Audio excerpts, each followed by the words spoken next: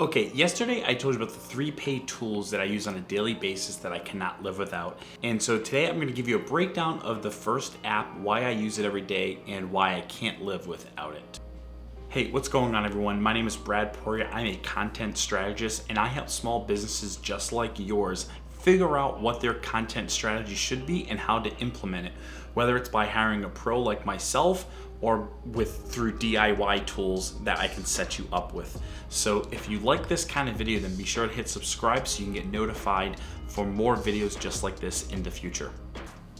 Okay, the first app we're going to discuss is the Adobe Creative Cloud. So as I mentioned, I use Creative Cloud mainly for Lightroom photo editing, Premiere Pro for video editing, and Adobe Illustrator, which is for making graphics and illustrations and things like that.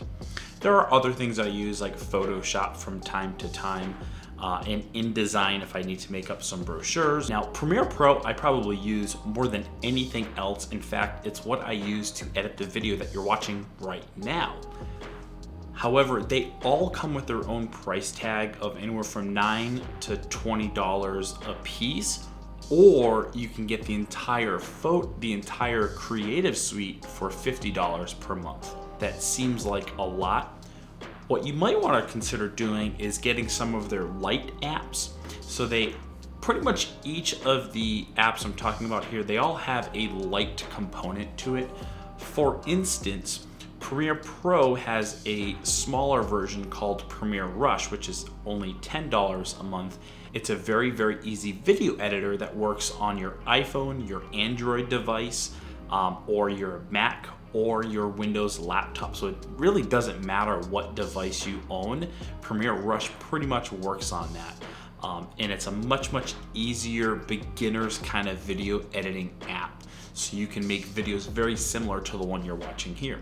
Now, the next thing that has a pretty good component to it is called Adobe Spark Post, and that's a pretty good alternative to Illustrator.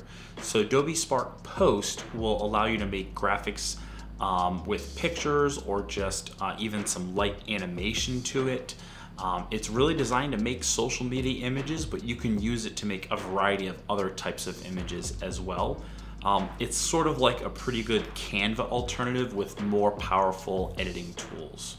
And the last one is Lightroom Mobile. So instead of using Lightroom Desktop for your computer, there's Lightroom Mobile that you can use on your Android or iPhone, and it allows you to take great pictures, let's say maybe using the iPhone's portrait camera, and then going ahead and editing that. In fact, a lot of the photos that you see on either at Bear City Impact or at Brad Paul P, a lot of them were actually just taken with my iPhone portrait mode, and then I edit it in Lightroom Mobile right from my phone, and then I just post directly to Instagram instead of grabbing out my camera. And so that's it. That's basically the three couple things that I recommend as a great alternative to some of the pro apps that I use every day.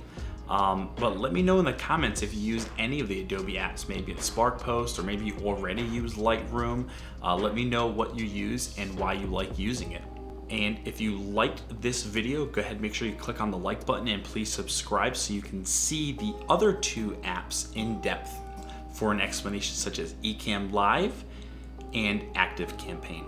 And hey, if you like this video, please go ahead and share it to your Facebook page, to your business page or your personal page. Perhaps others in your network might find value from this.